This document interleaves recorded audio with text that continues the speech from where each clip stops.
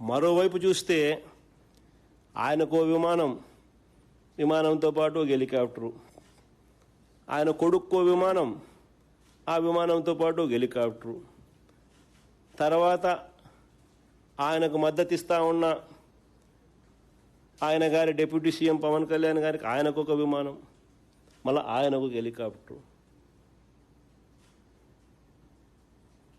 అందరూ గాల్లోనే.